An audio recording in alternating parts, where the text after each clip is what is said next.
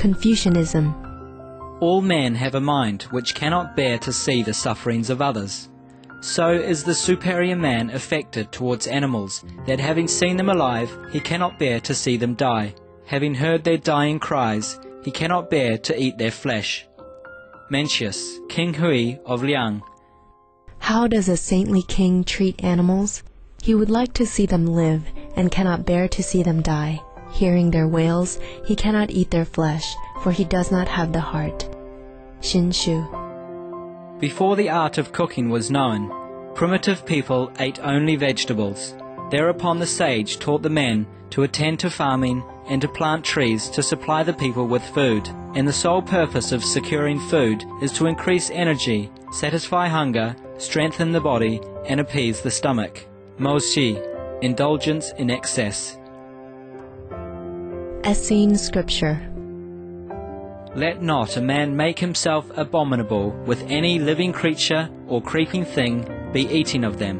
The Zadoghite document. Thou hast created plants for the service of man, and all things that spring from the earth, that he may be fed in abundance. Hymns of the Initiates. God giveth the grains and fruits of the earth for food, and for righteous man truly there is no other lawful sustenance for the body. The Gospel of the Holy 12. And Jesus said unto them, Verily I say unto you, they who partake of benefits which are gotten by wronging one of God's creatures cannot be righteous, nor can they touch holy things or teach the mysteries of the kingdom, whose hands are stained with blood, or whose mouths are defiled with flesh. The Gospel of the Holy 12. Not by shedding innocent blood, therefore, but by living a righteous life, shall you find the peace of God. Gospel of the Holy 12. I am come to end the sacrifices and feasts of blood, and if ye cease not offering and eating of flesh and blood, the wrath of God shall not cease from you. Gospel of the Holy 12.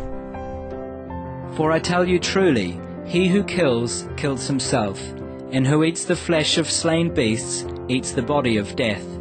For in his blood every drop of their blood turns to poison, in his breath their breath to stink, and in his flesh their flesh to boils, in his bones their bones to chalk, in his bowels their bowels to decay, in his eyes their eyes to scales, in his ears their ears to waxy issue, and their death will become his death.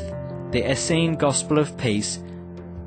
Kill not, neither eat the flesh of your innocent prey, lest ye become the slaves of Satan. For that is the path of sufferings, and it leads unto death. But do the will of God, and his angels may serve you on the way of life.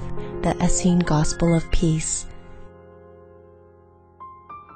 And eating of their flesh, and drinking of their blood to their own destruction, corrupted their bodies, and shortened their days.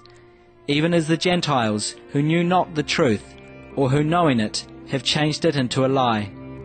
The Gospel of the Holy 12. God in the beginning gave to man the fruits of the earth for food, and did not make him lower than the ape or the ox or the horse or the sheep, that he should kill and eat the flesh and blood of his fellow creatures. Ye believe that Moses indeed commanded such creatures to be slain and offered in sacrifice and eaten, and so do ye in the temple.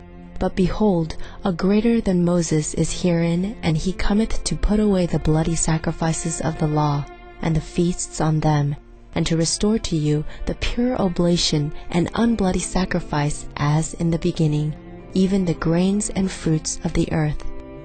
Of that which ye offer unto God in purity shall ye eat, but of that kind which ye offer not in purity shall ye not eat. For the hour cometh when your sacrifices and feasts of blood shall cease, and ye shall worship God with a holy worship and a pure oblation.